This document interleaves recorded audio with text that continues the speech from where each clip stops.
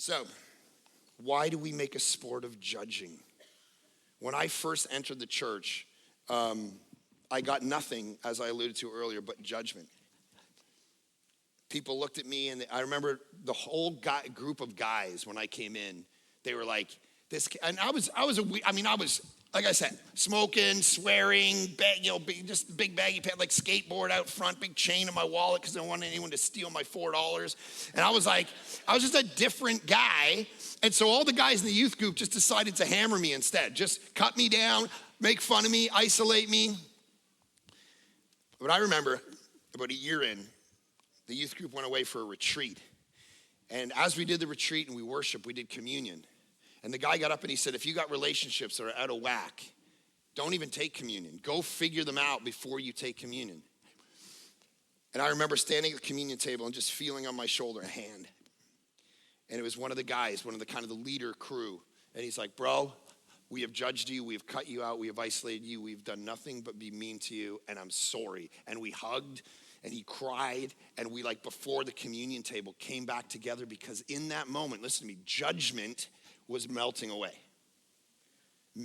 Feeling like he was better than me melted away. And that's actually what needs to happen for any of us to be able to function like this. You got to stop judging people, what they wear. You know, there's a pastor, somebody, can you believe what she was wearing?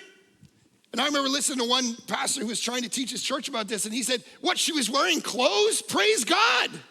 You don't know where she was a month ago, bro. Never judge people where they are, judge where they're coming from. And so I remember I was preaching at this conference, and I was up in front of 2,000 people, preached this sermon. Guy walks up to me at the front at the end, and he says, Mark, and he's sobbing. I don't know why I make men cry, but this guy is sobbing, and he looks at me and he just goes, Mark, I got to confess something to you. I've been watching your church. I've been watching it grow, and people meeting Jesus and people getting baptized, and I've been praying against you, that you would fail. And I realize it's because I was jealous and envious, and I feel like you didn't deserve it. I mean, it's fascinating, guys, how much we just love to judge each other, and Christians are like the worst. We just come up with this little narrow stream of who's a real Christian, and nobody else meets that. And then we just become judgmental, even though we follow a guy who said, remember when he said, why do you look at the speck in your brother's eye and not realize you have a plank in your own? Remember that?